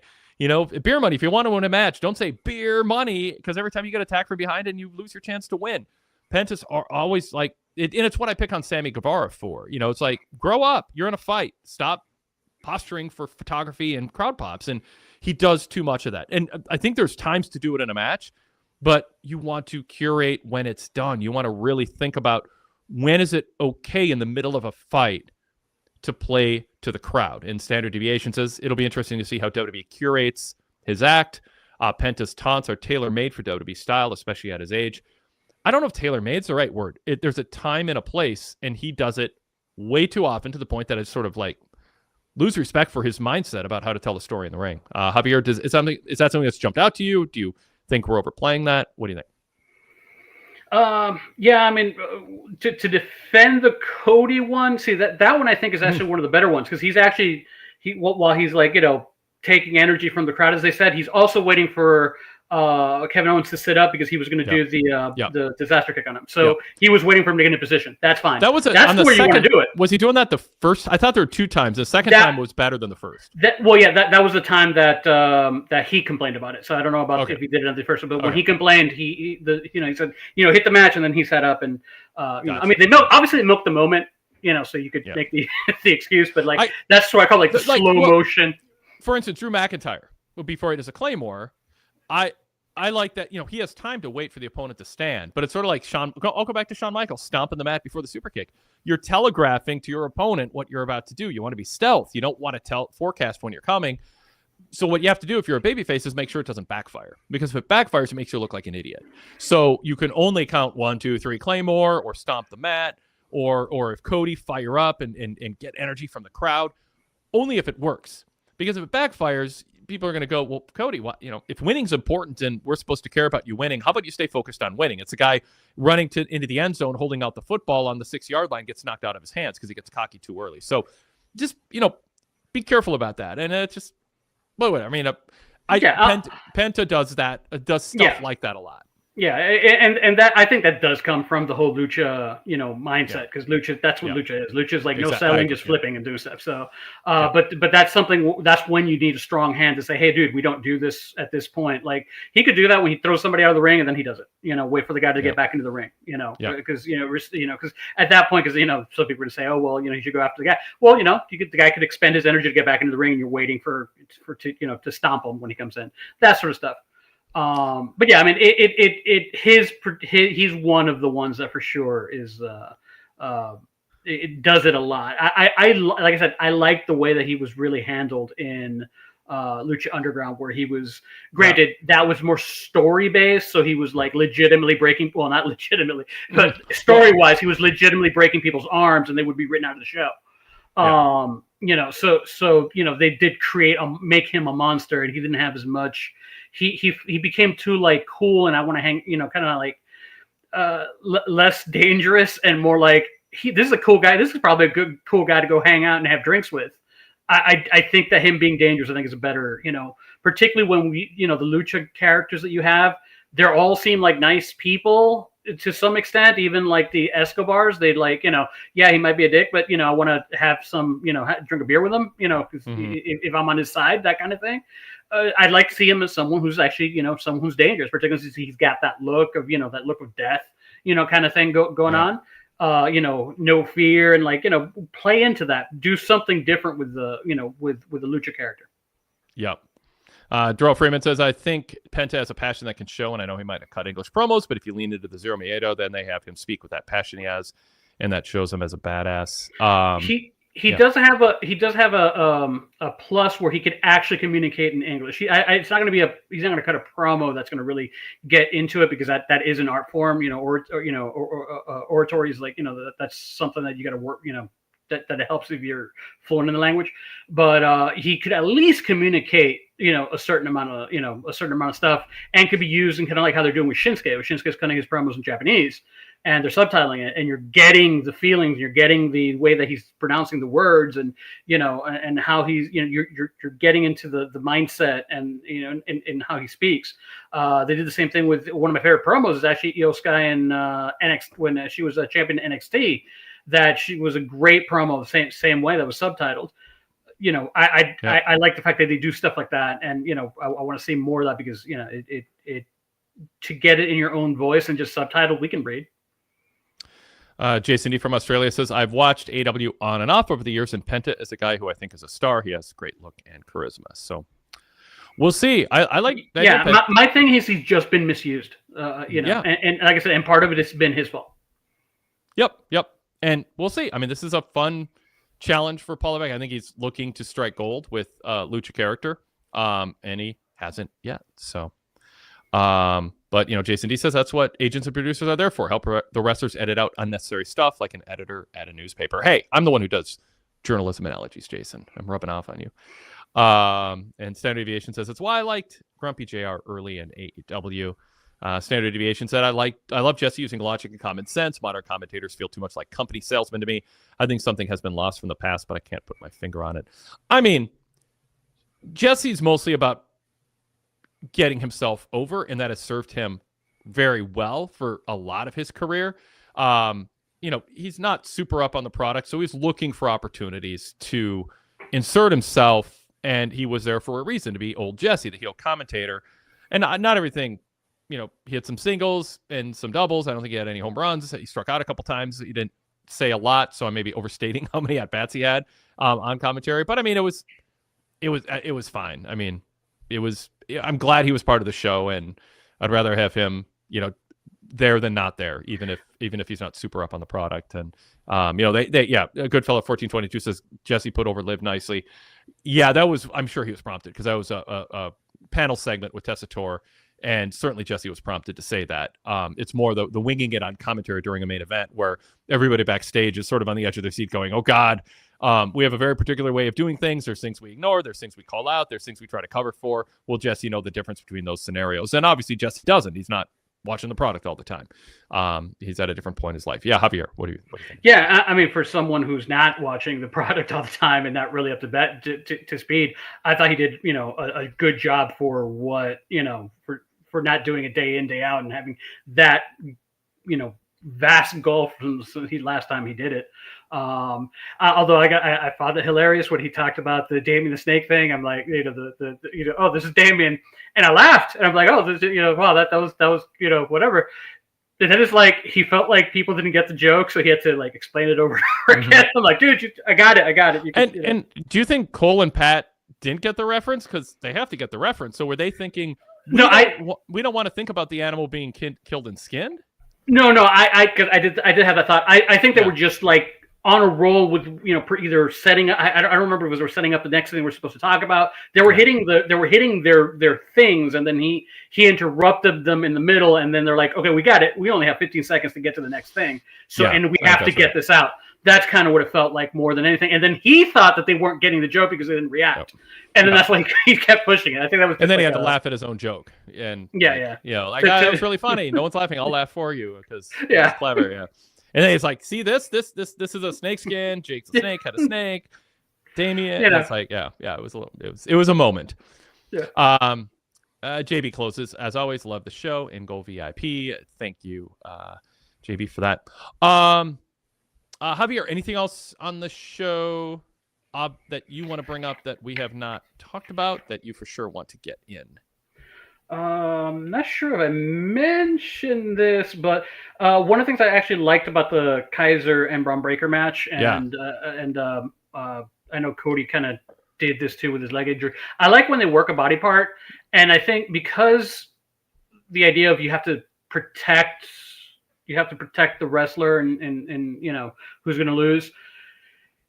Having a situation where someone messes up their leg, because of a screwy finish, protects the wrestler. And instead of having to have like a distraction finish or somebody, coming in for the outside, you could protect the other wrestler by having him injure himself and the other wrestler take advantage of it. And you say, hey, because then you have like, because then the loser has the excuse of like, hey, look, I twisted my ankle. If that hadn't happened, I would have had your number. This is just one of those days.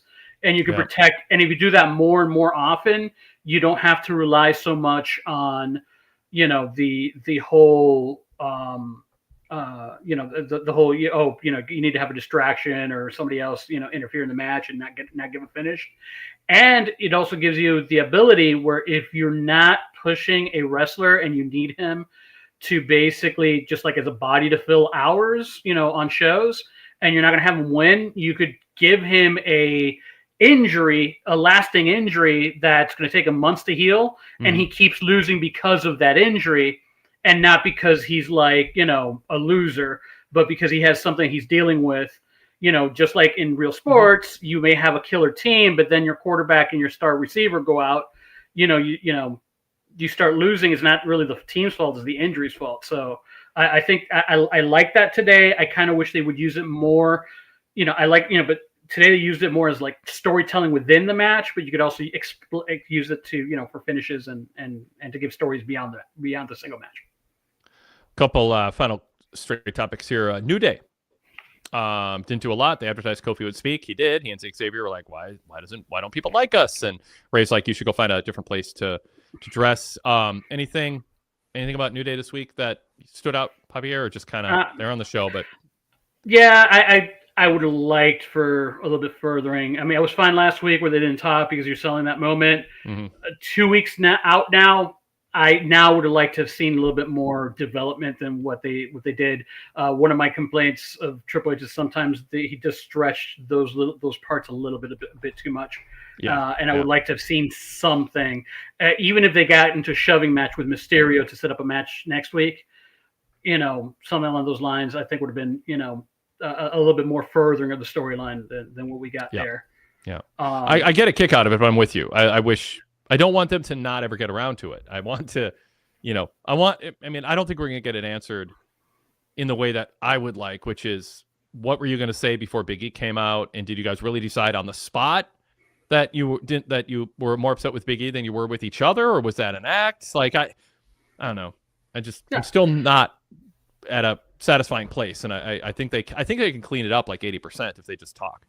Yeah, because the first week you have the blow up with Big E, and then the second week you're coming back the second week because you're like, oh, what are they going to say? What are they going to do? And they don't do anything. You're like, you can buy it the first week because like, oh man, these pricks, I can't believe they didn't give me satisfaction. You want to give them satisfaction then 2 weeks after the event, because then the further you get away from the inciting event, the less bloody is going to feel. The more dried the blood in your hands are going to be, basically. So, at some point you want to, I think that they should have been more development on that today. And finally, just what about Miz and Karen Cross messing with him? Miz wants out. He's like, we did it. Now I can move on. And Karen's like, nah, you don't make a deal with the devil and get to walk away in your own terms.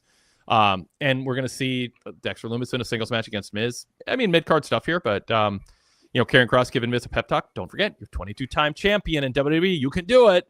And Miz sort of like, I guess I'm stuck. I thought it worked. I'm kind of getting a kick out of Karrion Kross messing with Miz. Doesn't exactly make him a heel, but what do you think, Javier? Yeah, I've been enjoying Karrion Kross a lot. I like this version of him, the more laid back but with like an edge where he could snap and trying to keep himself under control. I like the fact that Ellering got to speak. Yes. He sounds just like Tommaso Ciampa. yeah, it does. I was like, is that Ciampa showing up? Yeah, it does. What are you doing? Yeah, and the fact that Miz like wants to get out of this nightmare and he can't because there's no way out for him. It's been fun. I'm. It's funny because I'm actually enjoying more the authors, the Final Testament than I am the White Six right now. So because they're the ones getting more screen time. And he's been fun. I don't do too much social media stuff, but when it does bleed through, he's one of the ones that shows up, and it's like, he when the New Day broke up, he posted a New Day for the new, it really is a new day, taking credit for that because it was his fault. He was the one who planted the seeds. I've been enjoying what he's been doing. I think I saw a video somewhere where they actually showed the whole thing that he's been doing, and every single person that he's revealed their true colors, Shinsuke and AJ Styles and stuff, and the whole thing that he's been doing and how he's going to move on to the next stage. So I'm interested in what he's doing next. What Karrion Kross is showing now on his promos is what I was told behind the scenes he's like, and why they kept him around, even though his ring work was no bumps. I'm a heel, but I don't take bumps. And I was told by someone in I was told by somebody before when he was getting called up from NXT, that's going to be a problem and it's going to limit him. You can't go to the main roster and be as big as he is, which is big, but not big for main roster, and not take bumps. But he just can't or doesn't take them right. And then he's doing these, scare little girls at the haunted house promos. And it's just like so cartoonish. What we're seeing now is this guy who's loosened up. He's got a personality. It feels real. He's messing with Miz. You can tell he's delighting in messing with Miz. And I'll just say, I thought tonight was his best work I've ever seen him do on the microphone. It wasn't like a big, money draw. It's still mid-card stuff, but it was just, there was a twinkle in his eye going, Miz, nope, you don't get to go. We still got work to do. And yeah, he's just, I'm enjoying his work. And, eventually I think he's got to wrestle again. But he's a guy who should be in 6-man tags and tag team matches and protected. But yeah, they're figuring out where his strength is, and right now they're leaning into it. He can't do this forever. He's got to wrestle. Hellering's a manager. Scarlett's sort of a sidekick. You can't just have 3 sidekicks for ALP. So we'll see where they go. Sean brings up too, they did the follow-up on KO and Cody and stretched him out. We didn't really cover that. Any thoughts, Javier, on that angle after Saturday's main event went off the air and how they handled it tonight? We got the medical update, the solemn. He went to a medical facility, stayed overnight, precautionary. X-ray showed no broken bones, but he had, and then some cervical compression, blah, blah, blah, language. It's, just writing him off for the holidays, but do you think they handled that well? Yeah, I'm of two minds with that, honestly. Like, one of oh, this is cool when I'm engaged in it, but then when I step back and look at it from afar, it's like, man, this is just silly wrestling stuff. So, I'm kind of 50-50 on when it comes to that. And yeah. I did hear that there were people chanting, "You deserved it," so that's not a good sign. No, I'm always on edge with Cody. Always on edge with Cody. There's just I feel like there's speaking of Karrion Kross, there's a clock ticking, tick tock, where people start going, "Wait, we've been cheering this guy." It happened pretty quick in AEW, and Cody stepped in it, 3-4 times in a row, and was going against popular Malachi Black, but. It can happen. Cody is super popular, and I think he's been great. I really do. But he's been great, but on a tight, walking a tightrope or a balance beam. Like you could just see him slipping up a little bit, and coming across as thinking he's, whatever stuff that's screwed him up before. But I don't want to. It doesn't have to happen. It doesn't have to happen. At some point, his shtick could become corny. Yeah. Something, and there's a fine line between corny and endearing, and that's actually less based on what he's doing and more based on the perception of the audience, right? And everything that's going on. So that's the thing. Like, if you do too much of that, you run the risk of the people turning on you. Now, one of the things that that's why I'm more 50-50 than I would have been negative on it is because they have already done it to KO already did it to Randy Orton. So they already established that, because if it had just been him, he's like, oh, this is Cody just taking things taking the extra mile. Yeah. But because you're now tying it, you also have it tied into the Randy Orton thing, and him using, the same, or a variation of the same move to take out Cody. You get more plausible deniability, but at least as far as I'm concerned, it's running, You say it might become corny. I think it always is corny, but it's corny. It's corny. It's well. That's why I said endearing. That's why I said endearing. Also, you're right. That's the thing. It's corny, but it's also endearing. And the key for Cody, and you put words to what I was trying to say. I'm sorry. Is you put words in a good way to what I was saying. Okay. So I'm underlining them. It's always corny, but it's endearing. And the thing about Cody that works is. He comes across as caring as much about WWE and that championship as the fans want to care. Yeah. And if you give, and that's what Roman Reigns never gave the fans. It's what John Cena was a bigger, just such a dork. And he was the wrong era. He was the wrong person. He was the right person on a corporate side, but the wrong person for the male audience. And he begat AEW, which, they blew that in 3 years, but they got something out of it. But for me, fans love Cody because Cody loves WWE and that championship and what it means to be champion. He's emotionally accessible to them. He, in a way, Reigns wasn't. He's unabashedly a mark for himself, to use that term that I don't use a lot, and a mark for the belt and a mark for the winged angel. Like, he's the super fan who's living out the dream, which runs totally counter to the nepotism of being the son of a booker and a champion. He's overcome all that because his story is real. He was demeaned by Vince McMahon. He was given a Stardust gimmick, and he did. They don't talk about the grooming stuff a lot because that might hit a little too close to home. Because it's probably how Cody. There was a reason they gave him the gimmick for a short time where he was dashing Cody Rhodes, and he was like giving grooming tips because he's always super particularly perfectly well groomed. So Vince was trying to figure out what's the hook with him, but eventually Cody found his hook outside of WWE and established his brand, and it's working. So I don't pick on him. I don't have anything against it, and I think it's fantastic. It's working fantastically, and beyond probably his even wildest expectations. But it's so close to falling apart always. That's the thing. It's a house of cards or it's a Jenga stack. It's like it's just going to take a couple missteps for crowds to just turn on him, and it can unravel again like it did in AEW. I think he's got good. When we talk about Penta having people, say, "Hey, let's curate things." There's people steering Cody away from, I solved racism, and let's have a reveal party for the gender of my baby. Like, there's just things you shouldn't be doing that Cody doesn't always have. All of us don't always have the self-awareness of where to stop. But his mistakes are amplified and cost a lot of money, and WWE doesn't want that to happen, at least not prematurely. So, anyway, anything more on Cody, KO? And KO's such a charismatic, awesome heel. Of course, you're at risk when you feud with him. That fans are going to be like, this guy's awesome. We just got to start cheering him. Yeah, I'll give him props for, like, he's making sense, but he really selling it in a way where, like, okay, I get where you're coming from, but you're like off your rocker. He's doing a great job at that. Because I mean, totally. You're with him. You're like, okay, I understand that. Your point is like completely valid. Saying that he teamed up with this guy, that's perfectly fine. But when you say now I have to kill him, that is yes, that's a jump. Yep, exactly. Yep.